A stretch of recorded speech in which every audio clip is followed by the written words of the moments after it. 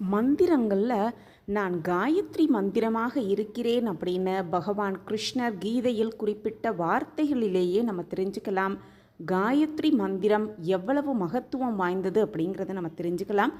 காயத்ரி மந்திரத்தை எந்த நேரத்தில் உச்சரிக்கவே கூடாது அப்படிங்கிறத பற்றி இந்த பதிவில் நம்ம தெரிஞ்சுக்கலாம்.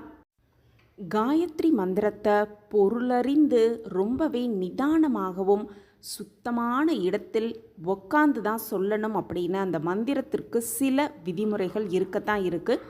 காயத்ரி மந்திரம் உச்சரிப்பவர்களுக்கு அதை உச்சரிக்க துவங்கிய நிமிடத்தில் இருந்து நல்ல பண்புகள் அதிகரிக்க துவங்கும் அப்படின்னும், புகழ், செல்வம், நன்மைகள் எல்லாமே ஏற்படும் அப்படின்னும் சொல்லப்பட்டிருக்கு.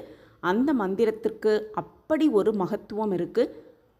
புனிதமான ஒரு ஜபம் அப்படின்னு சொல்லப்படும் இந்த காயத்ரி ஜபம் அப்படிங்கிறது ரொம்பவே முக்கியத்துவம் வாய்ந்தது.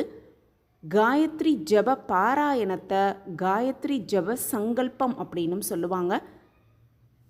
ஆவணி அவிட்டத்தன்னைக்கு பூநூல் மாற்றிக்கொள்ளும் பிராமணர்கள் மறுநாள் காயத்ரி ஜபம் அன்று கூட்டாக சேர்ந்து காயத்ரி ஜபம் செய்வார்கள் அப்படின்னும், 108 முறையோ அல்லது 1008 முறை அப்படிங்கிற எண்ணிக்கையில் காயத்ரி ஜபம் பாராயணம் செய்யப்படும் அப்படிங்கிறது அந்த ஜபத்துக்குரிய கூடுதல் சிறப்பு அப்படின்னே சொல்லலாம்.